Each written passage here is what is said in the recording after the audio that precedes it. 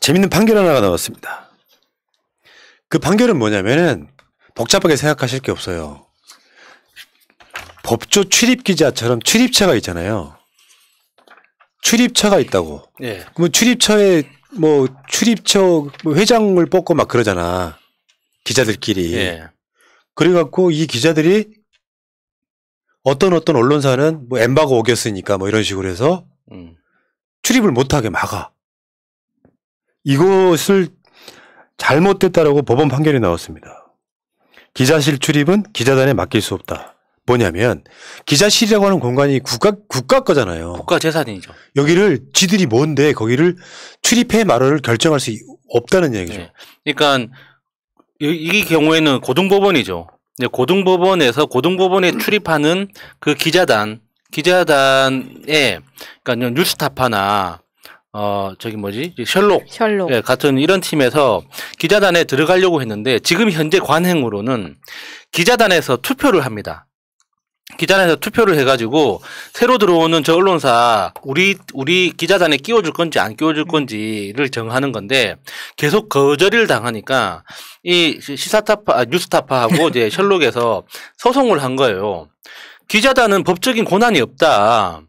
이 기자실이라는 이 공간은 국가재산이고 이 국가재산을 관리하는 곳은 고등법원인데 고등법원이 그 출입 여부를 결정해야지 기자단이 무슨 권한으로 우리한테 하라 마라 하냐 이걸 소송을 제기했는데 이번에 네 말이 맞다. 이거 기자단이 기자실을 출입하는 하고 안 하고는 고등법원이 판단해야지 기자단한테 위임하는 거는 그건 권한 밖의 일이다. 이렇게 판결이 나온 거죠. 정말 잘못된 건 아니고요. 노무현 대통령 때 오죽했으면 기자실 폐쇄 이런 얘기가 나왔겠어요. 기자 자체가 자기들끼리 카르텔을 만들어가지고 윤석열 빨고 맞아요. 조국 때리고 이렇게 했던 그 기자놈들인 거예요. 그게 그런 거 있잖아요. 완장차 갖고 또 지들끼리도 또 등급 있어갖고 조중동 기자냐 지상파 기자냐 이런 짓거리 하고 자빠졌단 말이에요. 기자란 놈들이 갖는 그 어떤 특권의식? 예를 들면 사법시험 합격 못하면 기자가 돼서 김만배처럼 되고 노 과정들이 완전히 그러니까 언론이라고 하는 것이 큰 틀에 좋게 말하면은 권력기관을 감시 비판하는 거잖아. 예. 그걸 빨아주는 게 아니라 근데 언제부턴가 권력기관에 출입하는 놈들은 마치 내가 검사인 것처럼 윤석열 빨고 한동훈이랑 술 처먹고 그런 권력을 부리던 놈들이 뭔가 마음에 안 든다고 니들 출입하지 마.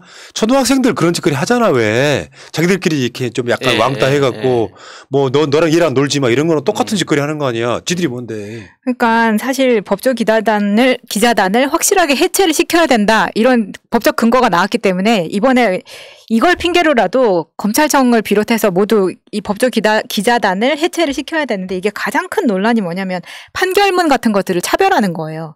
예를 들면 기자들이 즉시 보도 자료를 다 받아서 그럼 나도 받아야지 하고 검찰 공보반에 전화를 했어요. 공보관에. 그랬더니 없다는 거예요. 이 기자한테는 없다고 얘기하고 아니 기자들이 받았던데요 라고 물어보니까 법조 기자단한테만 제공돼서 당신한테는 보내줄 수 없다라고 이야기를 하는 게 말이 되냐고. 그리고 이거를 공보관에서 이러고 있으니 열이 받았는데 그 이후에 기자단은 법정에서도 노트북을 사용을 할 수가 있고 다른 기자단은 노트북을 사용을 할 수가 없다는 거예요. 어처구니없네 진짜. 이것도 웃기잖아요. 그래서 예를 들면 정경심 교수 공판이나 특히 조국 장관님 조카 조범동 재판 그리고 이재용 재판 이렇게 대표적인 정치 재판 같은 데에는 비출입 기자들, 그러니까 법조 기자단이 아닌 기자들한테는 그냥 휴대전화하고 수첩으로만 재판을 속개하게 하고 노트북 자리도 안 내준다는 거예요. 이런 것들이 문제가 되니까 지금 이렇게까지 촉발이 됐는데 이게 특히 오마이뉴스가 지금 이 기사를 쓴 걸로 알고 있는데 이재용 부회장 뇌물 사건 1, 2심 판결문 때도 그렇고 이때 판결문을 공개를 했어요. 오마이에서. 그랬더니 출입 1년 정지를 시켜버린 거예요. 이 기자단에서 자기들끼리. 미디어 오늘의 기사예요? 아니 미디어 오늘. 해드리고.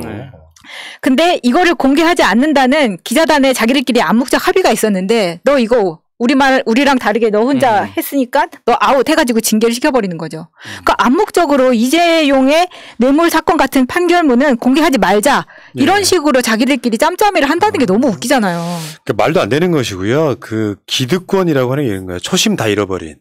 원래 존재 목적은 사라지고 조국 장관 때 윤석열이 어떻게 했어요? 한동훈 통해가지고 기자들한테 가짜뉴스 검찰 발로 엄청 흘려주고 최근에도 조선일보가 그런 짓거리 했지. 이재명 후보가 그 화천대유에서 받은 40억을 선거에 썼다. 그런 식으로 가짜뉴스를 했잖아요. 그럴 이유가 없다니까? 그래서 민주당에서 완전 발끈했잖아. 그러니까 예를 들면 이런 거야. 그랬다고 소문을 들었다라는 것을 그냥 예. 언론에 내는 거예요. 단독 딱 걸고. 그러니까 요즘 그 TV조선이나 이 조중동 수준이 정말 더 이상 떨어질 데가 없을 만큼 떨어진 것 같아요. 그렇죠. 그냥 가짜 뉴스를 그러니까 그냥 무시하는 거예요. 우리가 이게 농담처럼 하던 거였잖아요. 근데 그 화도 이제 고소 고발이 많이 들어오니까 그 유튜브나 팟캐스트에 고소 고발이 들어오니까 그 말장난처럼 지나가는 사람이 그런 소리를 한다는 이야기를 들은 사람이 있다더라 뭐 이런 식으로 막 말장난했던 거잖아요. 네. 지금 조중동이 그런 스킬을 가지고 말장난을 하고 있는 거거든요. 진짜 아니 좀 그 이름값이 아깝지 않은지 몰라요. 아니 기자라는 게 필요하니 솔직히? 나는 그런 생각이 들어. 아니 요즘 같은 시대에 그냥 연합뉴스 기자 한 명만 보내. 그리고 니들이 그거를 베껴 쓰게 하는 게 올랐지. 그렇죠. 기자들이 가서 뭐 하는 건지 진짜? 옛날처럼요. 이렇게 미디어가 발전하지 않은 시대에 무한 복제가 불가능한 시대에는 발로 뛰는 게 맞다고는 하지만 나는 그 기자라고 하는 것이 똑같은 내용을 똑같이 뭐 기자회견 하거나 그럼 보내는 것도 웃긴 게 이건 뭐랄까요. 좀 낭비예요. 시간 낭비. 그러니까 그 정세균 총리 하던 시절에 정세균 대표가 총리하던 시절에 그 추진하던 정책이 갑자기 생각이 나는데 그러니까 정부 모든 부처에서 나오는 보도자료를 하나의 계정으로 일괄 발송한다. 그러니까 지금은 이런 그 출입 기자 제도가 있다 보니까 각 부처에서 출입하는 기자단에 대해서만 한정적으로 보도자료를 배포하잖아요. 그게 아니라 모든 부처에서 나오는 보도자료를 매일매일 다 중앙집중 형식으로 해서 대한민국에 있는 모든 신청하는 그러니까 정식 기자뿐만 아니라 일반 국민까지 포함해서 그 이메일 리스트에 들어가는 모든 사람한테 일괄 발송하는 그런 시스템을 만들겠다고 했었는데 지금 이제 어떻게 진행되고 있는지 모르겠네요. 네. 근데 그 기레기가 쓴 기사 중에 오늘 빵 터졌던 거, 저 소위 말하면 보수 유튜브인가 봐요. 그 보수 유튜브가 이재명 지사 그 유튜버들과의 간담회? 네. 여기에 자기가 그 트위터로 댓글을 썼는데 못 들어가게 막았다고 그 기사가 나왔더라고. 진짜 너무 어려웠어. 친절해라. 아니 얘는 그냥 극우 유튜버야. 근데 이재명 후보 관련한 행사를 한번 따라가 보고 싶어서 자리가 협소함으로 20명만 받겠습니다 했는데 자기가 트위터에 답글로 썼다고 왜 못 들어가게 하냐고 그게 기사가 나왔어요. 아니, 참 존나 친절해. 현장에 선착순이었기 때문에 현장에 도착한 순서로 되는 거지. 내가 먼저 댓글 달았으니까 내가 1등 그게 말이 되나요? 아니 그걸로 기사를 써주는 기레기는 뭐냐고. 조선일보죠. 이제 뭐 유튜버들 저는 뭐 주말에 보고 제가 느낀 건데 채널의 역량이라는 게 있잖아요. 저는 이런 생각을 해봐요. 이재명 후보의 채널을 기준으로 해서 실제로 이재명 후보의 채널이 스피커가 되게 좀 만들어 드리고 싶고요. 예.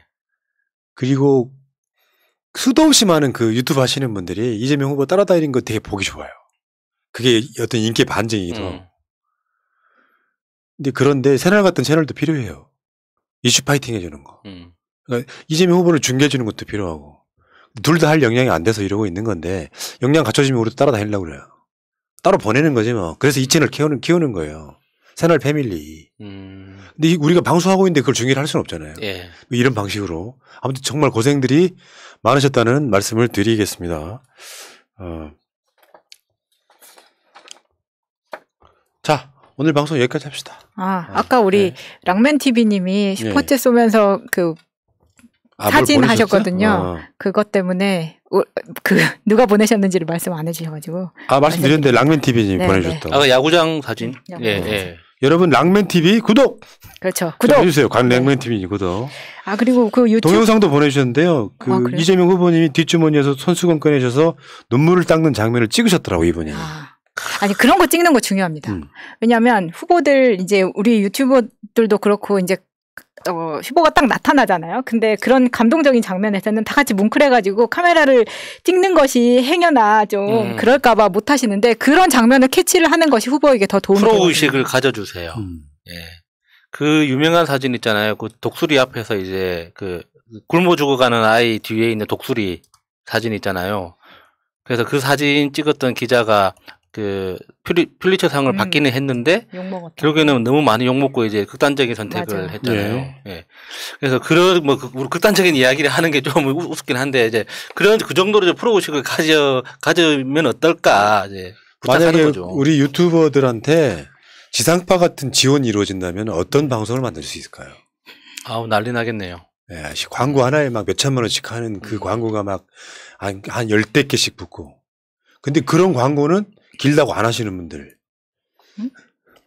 그런 분들이 많이 있죠. 이것도 근데 윤석열은 2분씩 침묵하고 막. 그러니까요. 그 이제 주말에 그런 유튜브 번개 같은 것들이 후보가 볼 때는 시장이나 이런데 막 사람들 몰리고 해서 막 너무 부대끼는데도 그 취재하기 위해서 와주는 사람들이 이제 고마워가지고 번개하자고 해서 그렇게 된 거였었거든요. 그래서 기획의 의도는 막 뭐 청문회 같은 자리가 아니라 우리끼리 오손도손 이런 거였기 때문에 꼭 이제 선착순 20팀이라고는 했지만 20팀이 다 못 들어왔어도 그날 저녁에 다 같이 모닥불 옆에 앉아서 했던 걸로 알고 있거든요.